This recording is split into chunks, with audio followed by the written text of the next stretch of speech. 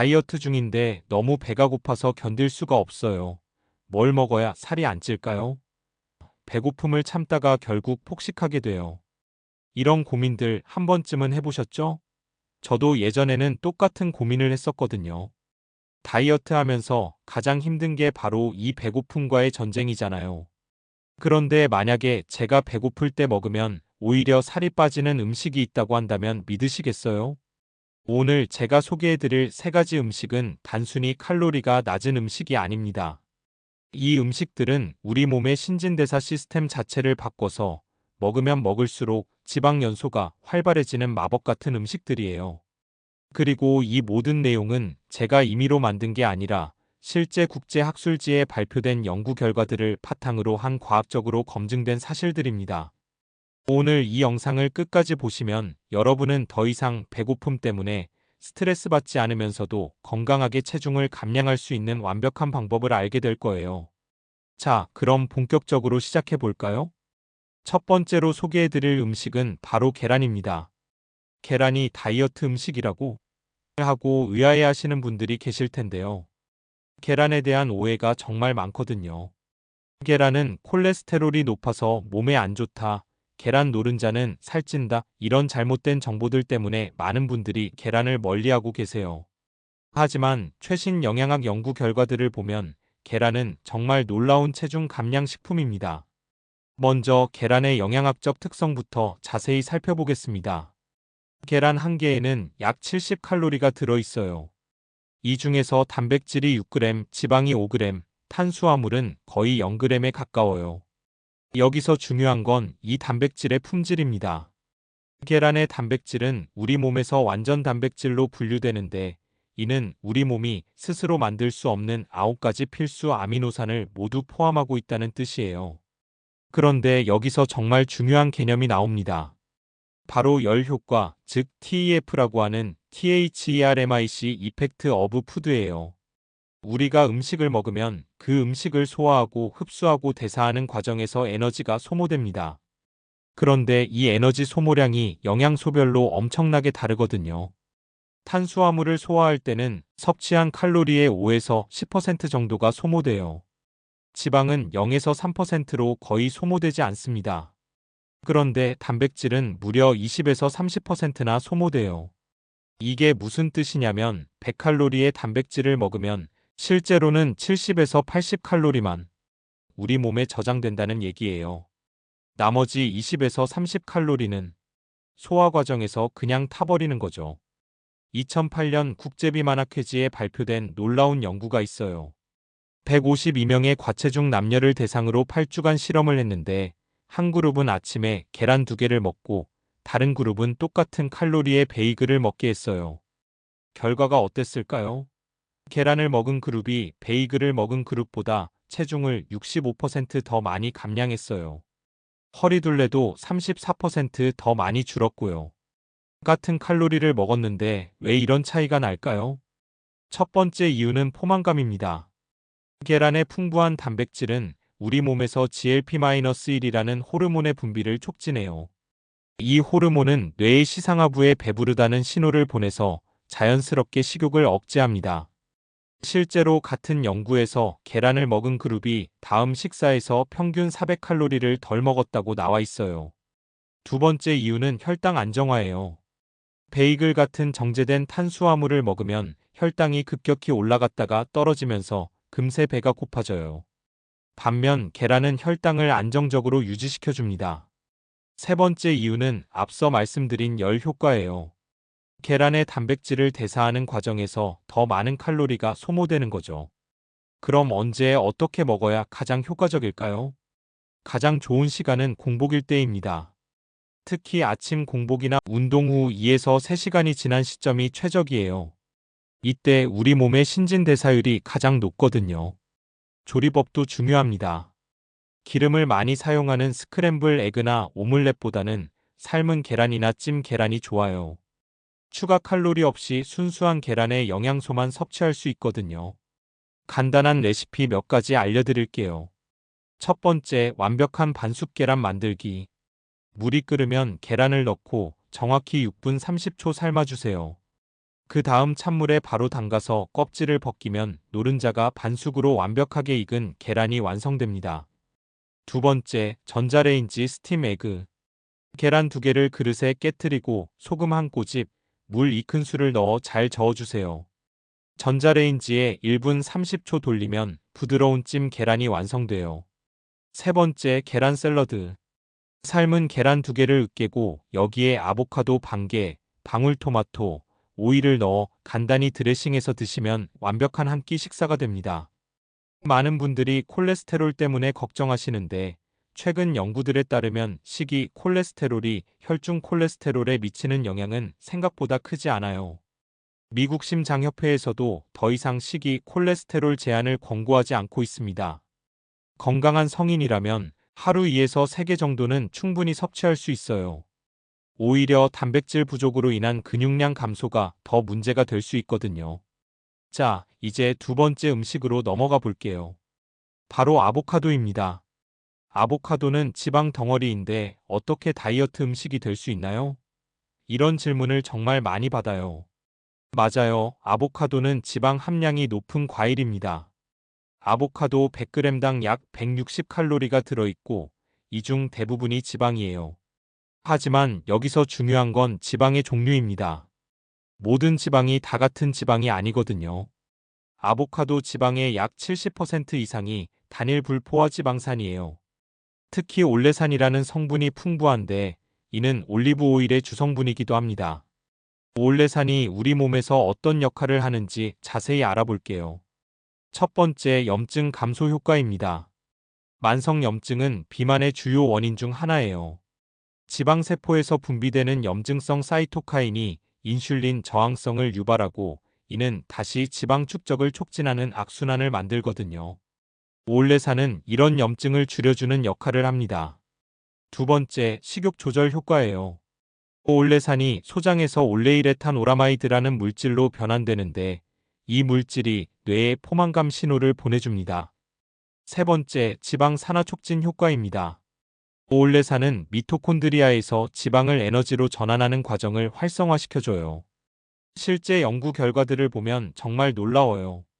2019년 영양학 저널에 발표된 연구에서는 12주 동안 매일 아보카도를 섭취한 여성들의 복부 지방이 유의미하게 감소했다고 나와 있어요. 특히 내장 지방 감소 효과가 뚜렷했는데 이는 대사 건강에 매우 중요한 부분이거든요. 2020년에 발표된 또 다른 연구에서는 아보카도를 섭취한 그룹이 대조군에 비해 식후 인슐린 반응이 현저히 낮았어요. 인슐린 반응이 낮다는 건 혈당이 안정적으로 유지된다는 뜻이고 이는 지방 축적을 막아주는 효과가 있습니다. 하지만 아보카도를 먹는 타이밍이 정말 중요해요. 가장 효과적인 시간은 식사 30분 전입니다. 이때 먹으면 주 식사 때 자연스럽게 적게 먹게 돼요. 실제로 2013년 영양학 저널에 발표된 연구를 보면 점심 식사에 아보카도 반개를 추가로 먹은 그룹이 저녁 식사에서 평균 28% 적게 먹었다고 나와 있어요. 또한 아보카도를 먹은 후 3에서 5시간 동안 포만감이 지속되는 것으로 나타났습니다. 그럼 어떻게 먹는 게 가장 좋을까요? 첫 번째 방법, 아보카도 스무디입니다. 아보카도 반개, 무가당 아몬드 우유 200ml, 시금치 한 줌, 레몬즙 1티스푼, 얼음 몇 개를 믹서에 갈아주세요. 이렇게 만든 스무디 한 잔이면 4시간에서 5시간은 든든할 거예요. 두 번째 방법, 아보카도 토스트입니다. 통밀빵 한 조각에 아보카도 반개를 으깨서 발라주시고 위에 삶은 계란 슬라이스를 올려주세요. 완벽한 단백질과 건강한 지방의 조합이에요. 세 번째 방법, 아보카도 샐러드입니다. 아보카도를 깍둑 썰기하고 방울토마토, 오이, 양상추와 함께 올리브 오일과 레몬즙으로 간단히 드레싱해서 드세요. 주의할 점이 있다면 아보카도는 칼로리가 높은 편이므로 하루 반 개에서 1개 정도가 적당해요. 그리고 너무 익은 아보카도보다는 약간 단단한 것이 영양소 함량이 더 높답니다. 아보카도 고르는 팁도 하나 알려드릴게요. 아보카도를 손으로 살짝 눌러봤을 때 약간 말랑하지만 너무 물렁하지 않은 게 좋아요. 꼭지 부분을 살짝 들어봤을 때 쉽게 떨어지면 딱 좋은 상태입니다. 자, 이제 세 번째이자 마지막 음식으로 넘어가 볼게요. 바로 녹차입니다. 음료도 음식에 포함되나요? 하실 수 있지만 녹차는 단순한 음료가 아니라 강력한 대사 촉진제라고 할 수 있어요. 녹차의 체중 감량 효과는 수천 년 전부터 알려져 있었지만 과학적으로 그 메커니즘이 밝혀진 건 비교적 최근의 일이에요. 녹차의 핵심 성분은 카테킨과 카페인입니다. 특히 이지시즈라는 카테킨이 지방 연소에 직접적으로 관여해요. 이지시즈가 어떻게 작용하는지 자세히 살펴볼게요. 첫 번째 메커니즘은 지방분해 요소 활성화입니다. 이지시즈는 호르몬 감수성 리파아제라는 효소의 활성을 증가시켜서 지방세포에 저장된 지방을 분해하는 과정을 촉진해요.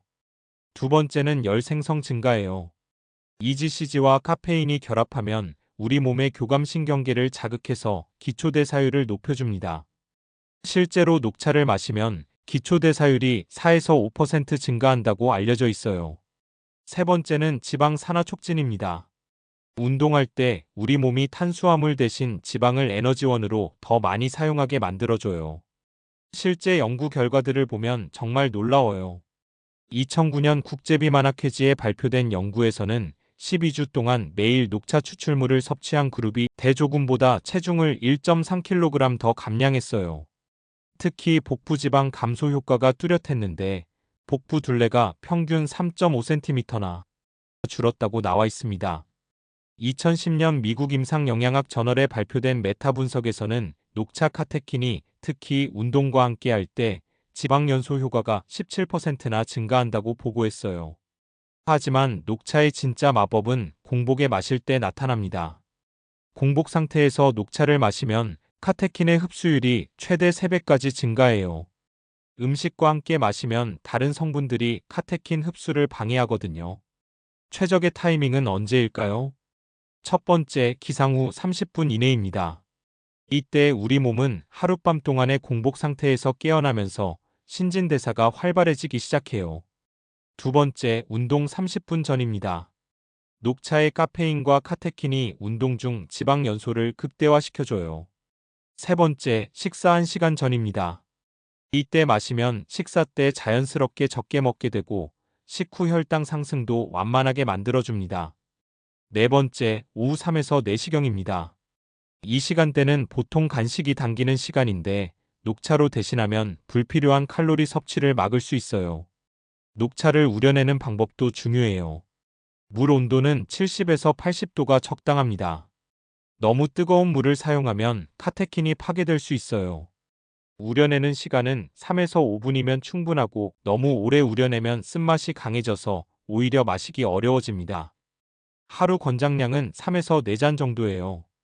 이 정도면 카테킨을 충분히 섭취하면서도 카페인 부작용을 피할 수 있어요. 특별한 녹차 레시피도 몇 가지 알려드릴게요. 첫 번째, 지방연소 부스터 그린티입니다. 녹차에 생강 슬라이스 2에서 3조각과 레몬즙 몇 방울을 넣어보세요. 생강의 진저롤 성분이 신진대사를 더욱 활발하게 만들어주고 레몬의 비타민C가 카테킨 흡수를 도와줍니다. 두 번째, 민트 그린티입니다.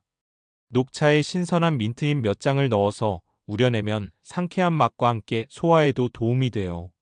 세 번째, 계피 그린티입니다. 녹차에 계피 스틱 한 조각을 넣어서 우려내면 혈당 조절에도 도움이 됩니다. 주의사항도 있어요. 위가 민감하신 분들은 공복에 너무 진한 녹차를 마시지 않는 것이 좋아요. 그리고 철분 흡수를 방해할 수 있으니 식사와는 1시간 정도 간격을 두는 것이 좋습니다.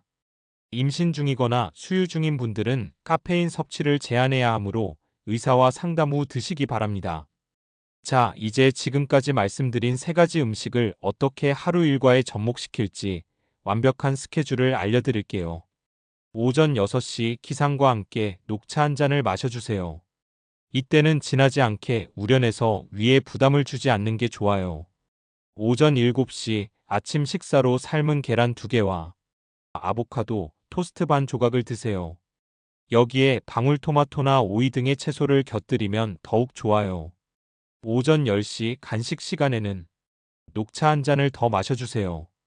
이때는 조금 더 진하게 우려내도 괜찮아요. 오전 11시 30분, 점심 식사 30분 전에 아보카도, 스무디를 드세요.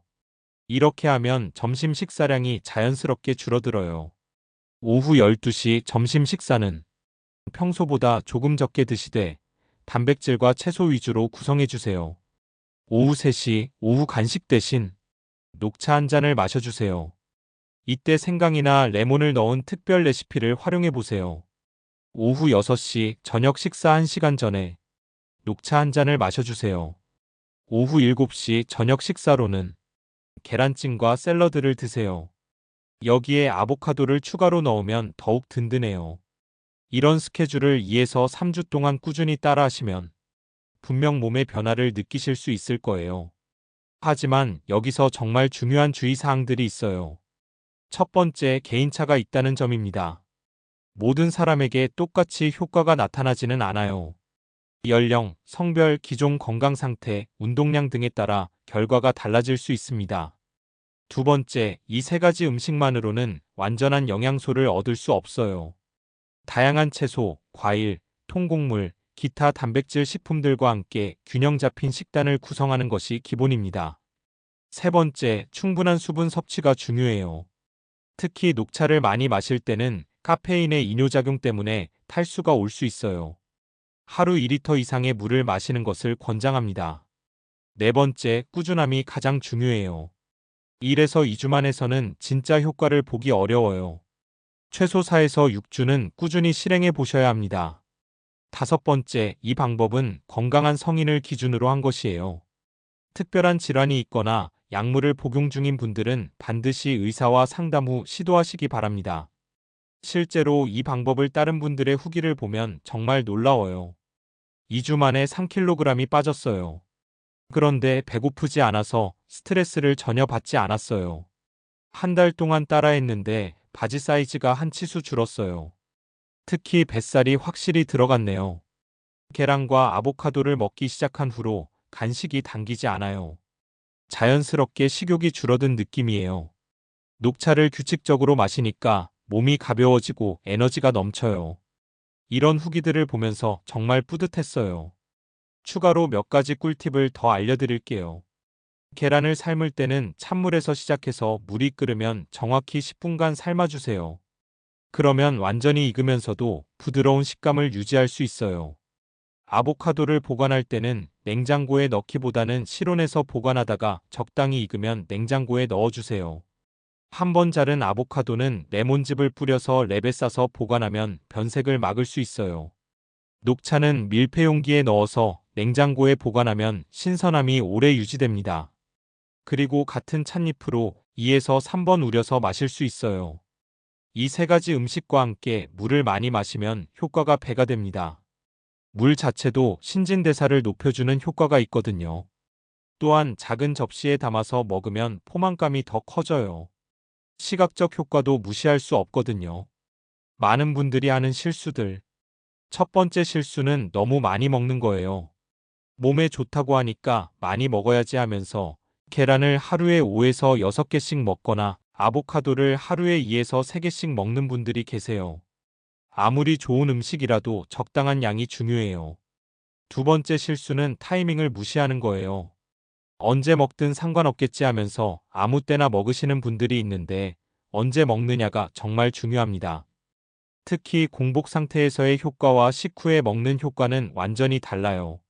세 번째 실수는 일관성이 없는 거예요. 하루 이틀 하고 효과가 없네 하면서 그만두는 경우가 많아요. 우리 몸의 신진대사가 바뀌는 데는 시간이 필요해요. 네 번째 실수는 다른 음식을 너무 많이 먹는 거예요. 이 세 가지 음식을 먹는다고 해서 다른 음식을 무제한으로 먹어도 된다고 생각하시는 분들이 계세요. 전체적인 칼로리 균형은 여전히 중요합니다. 다섯 번째 실수는 운동을 전혀 하지 않는 거예요. 이 음식들이 신진대사를 높여주긴 하지만 운동과 함께 할 때 효과가 극대화됩니다. 처음 시작하시는 분들을 위한 단계별 가이드도 알려드릴게요. 1주차에는 녹차부터 시작해보세요. 하루 2에서 3잔 정도로 시작해서 몸이 적응하도록 해주세요. 2주차에 계란을 추가해보세요. 아침에 삶은 계란 1개부터 시작해서 점진적으로 늘려가세요. 3주차에 아보카도까지 추가해보세요. 처음에는 반 개씩 시작해서 몸의 반응을 지켜보세요. 한 번에 다 바꾸려고 하지 마세요. 급격한 변화는 오히려 스트레스를 줄 수 있어요. 매일 사진을 찍어서 변화를 기록해 보세요. 체중계 숫자보다는 몸의 실루엣 변화를 관찰하는 게 더 정확해요. 근육량이 늘고 지방이 줄어들면 체중은 크게 변하지 않을 수도 있거든요. 측정 부위도 정해두세요. 허리 둘레, 엉덩이 둘레, 팔 둘레 등을 일주일에 한 번씩 재서 기록해 보세요. 기분과 에너지 레벨도 기록해 보세요.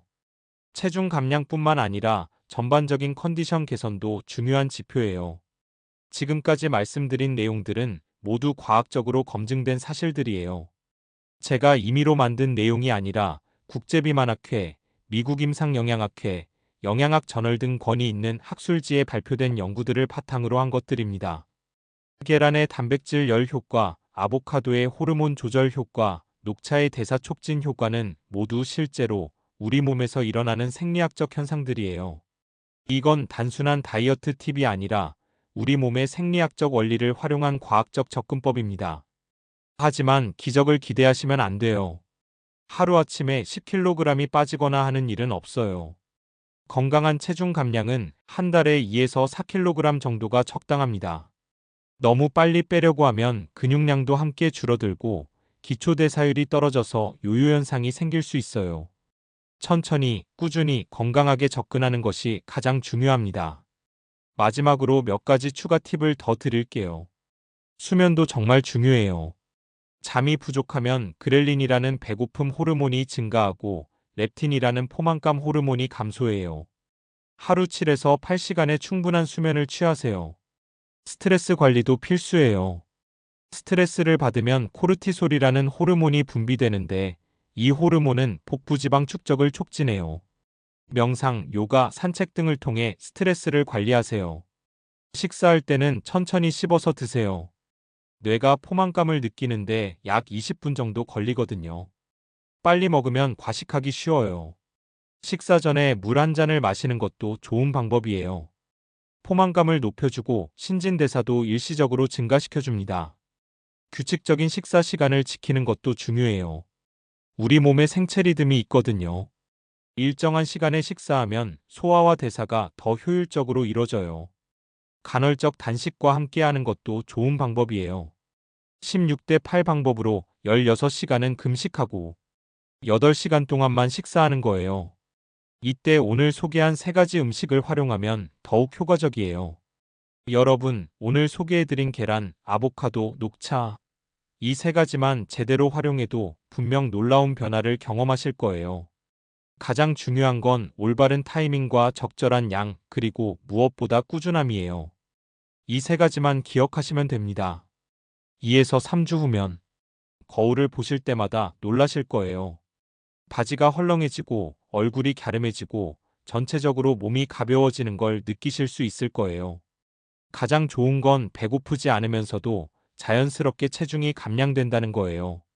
스트레스 받지 않는 다이어트, 요요 현상 없는 건강한 체중 관리가 가능해집니다. 실제로 따라해 보시고 변화가 있으시면 꼭 댓글로 알려주세요. 여러분의 성공 스토리가 다른 분들에게도 큰 동기가 될 거예요. 계란 덕분에 자연스럽게 식욕이 줄었어요. 아보카도 스무디가 정말 든든해요. 녹차를 마시니까 몸이 따뜻해지고 활력이 생겨요. 이런 후기들을 기대하고 있겠습니다. 구독과 좋아요, 알림 설정까지 여러분의 건강한 변화를 끝까지 응원하겠습니다. 건강은 하루아침에 만들어지는 게 아니에요. 하지만 올바른 방법으로 꾸준히 노력하면 반드시 결과가 따라와요. 여러분도 오늘부터 시작해보세요. 미래의 건강하고 아름다운 자신을 위한 첫걸음을 내딛는 거예요. 오늘도 끝까지 시청해주셔서 정말 감사드리고 모두 건강하고 행복한 하루 보내세요. 다음에 더 좋은 정보로 찾아뵙겠습니다.